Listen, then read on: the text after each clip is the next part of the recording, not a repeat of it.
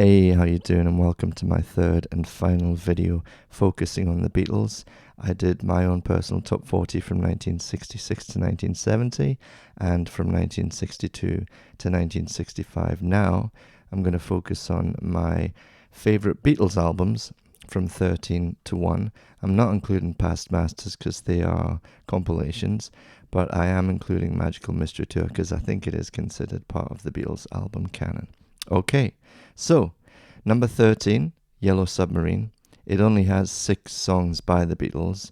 Yellow Submarine was already released on Revolver, and All You Need Is Love was obviously a famous single. And the other 4 songs is 1 by Paul, 1 by John, and 2 by George, which shows how much they cared about this. I love Hey Bulldog. I think that's one of my favorite Beatles songs. I mean, if you look at my top 40 from 66 to 70, you'll see that. But it's obviously not a great album, and most of it is George Martin's instrumentals. Nothing against George Martin, but that's not exactly the Beatles, is it? Number 12, Please Please Me, the debut album. And as debut albums go, it's fantastic. But there's a lot of cover songs, which is fine. In those days, that was not unusual. But it doesn't show the Beatles at their best, and although there are some great songs, it doesn't compare to other Beatles albums apart from Yellow Submarine, which it is better than, I think. Next up, Let It Be.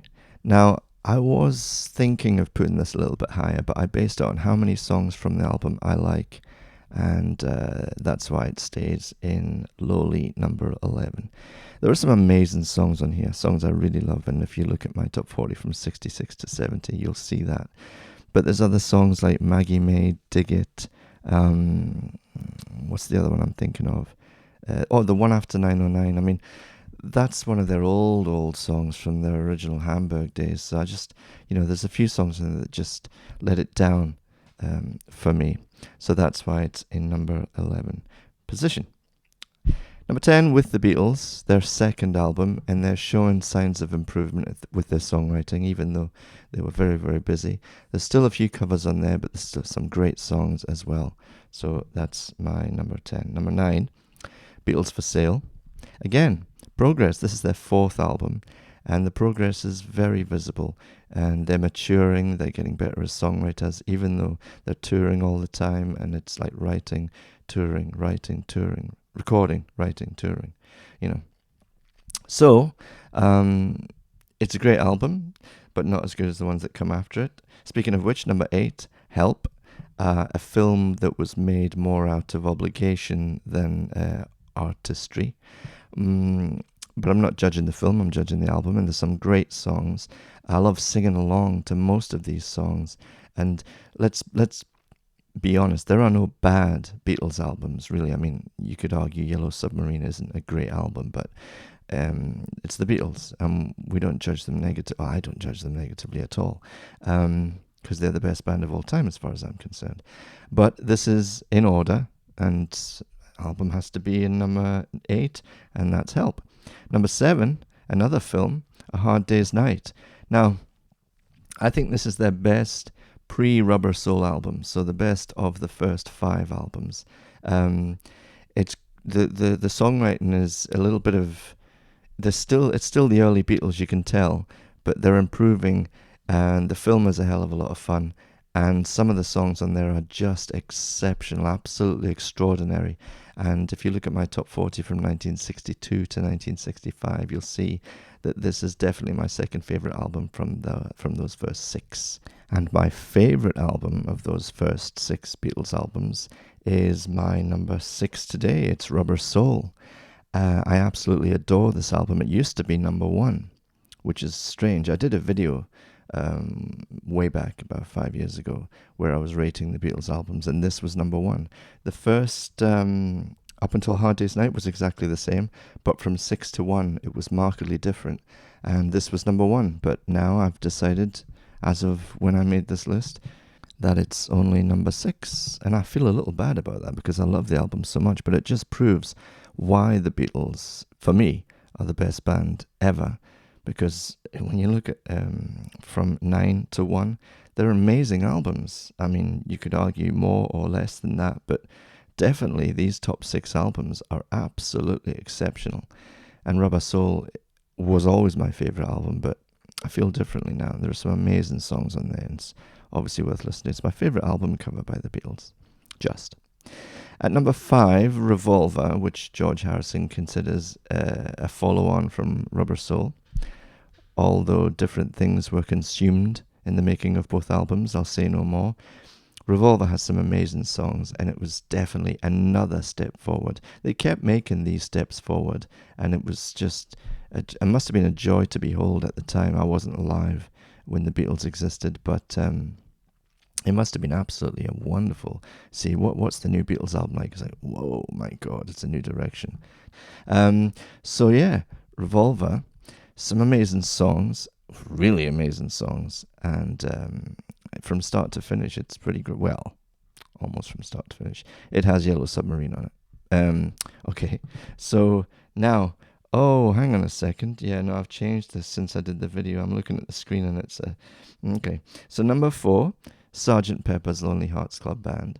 I do love the album, and I remember when I got it, I was sort of redecorating my room. I was a student, and I was putting things on the wall, and I was moving things around and constructing beds and units, and I had this album on rotation, and it's amazing, but it's not as good as the ones that come after it, in my opinion. People talk about Sgt. Pepper's like it's some kind of, the second coming or something like that, but it's it is great, and if it had Strawberry Fields and Penny Lane on it, I would have it higher, I think, and that's the reason it's number 4.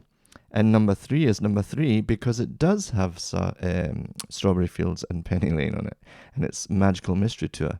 I really love this album. It has some amazing, even the instrumental, Flying. I like it. It's a great album. I can't say anything bad about Magical Mystery Tour from beginning to end.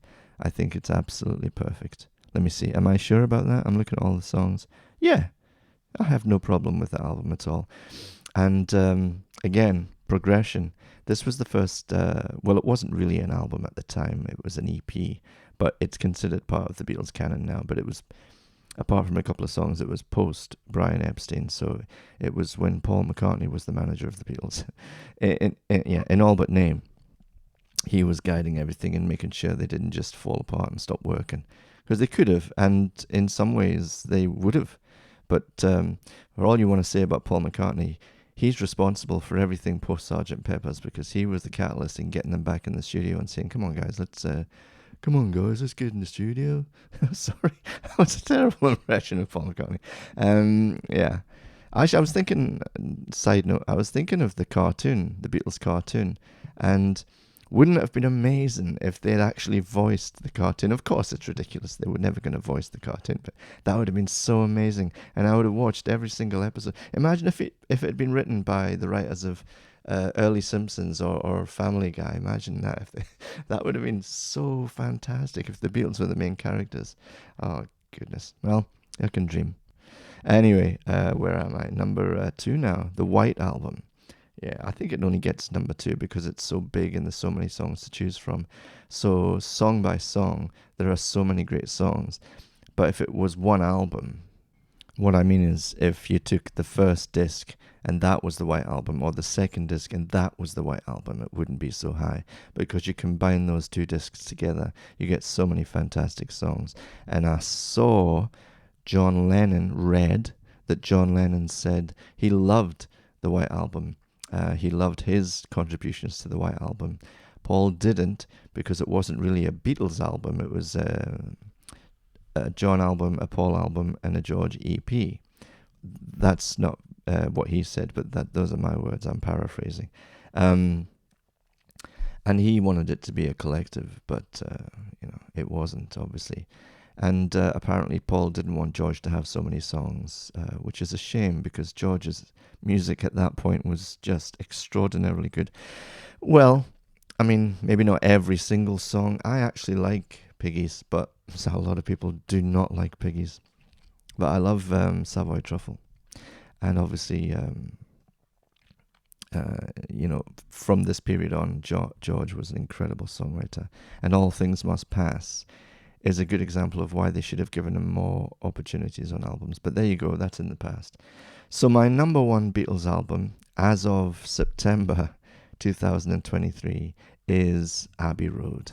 The cover is exceptional, so iconic, but I just love the album so much. And even the songs that some people hate, I don't mind them at all. I don't mind Maxwell's Silverhammer. I don't mind Octopus's Garden. But the great songs, it has my favorite Beatles song, which is Come Together. And, oh wow. The long one, the medley, I just love it. I think it's so fantastic. And I even love the fact that Her Majesty pops up at the end, which wasn't supposed to happen. They said, oh, cut that off, don't put that in there, but it was included regardless. And I'm glad it was. It's such an amazing album. If you think about the difficulties of the White Album and then the very, very fraught sessions of Let It Be, Get Back, whatever you want to call it, to come back and record this album after all that animosity, after all that fighting, after Ringo left during the White Album, George left during the making of Let It Be / Get Back, for them all to come together and do this, probably, I'm not sure if Paul was the catalyst in this album being made, but whoever was, whether it was collective or singular, I'm glad they did, because it wasn't the last album to be released. Obviously, that was Let It Be, but it was the last album they recorded together. And what a way to sign off. It's an absolutely incredible album. I adore it. And I can't speak highly enough of it. So there you go. That's my top 13 Beatles albums. Let me know in the comments what you think, because I'm sure there's a lot of people watching this who think, no, you can't have that number 5. You can't have that number 2. You can't have that. So let me know in the comments what you think. I'm sure you disagree. Some of you might agree. I wonder if anyone out there agrees with my entire top 13. That would be very interesting to know. Let's have an interesting conversation in the comments about what you would have at number 1 or number 2 and why. And I'd love to know.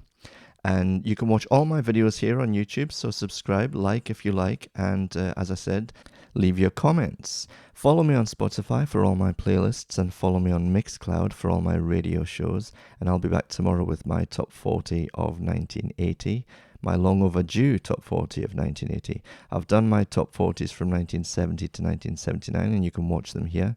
And I promised a top 40 of 1980, but then I got stuck in this Beatles hole where I just wanted to keep making Beatles videos. But that's over now, so I'll be back with my top 40 of 1980 tomorrow. Have a lovely day. Thanks for watching. Bye-bye.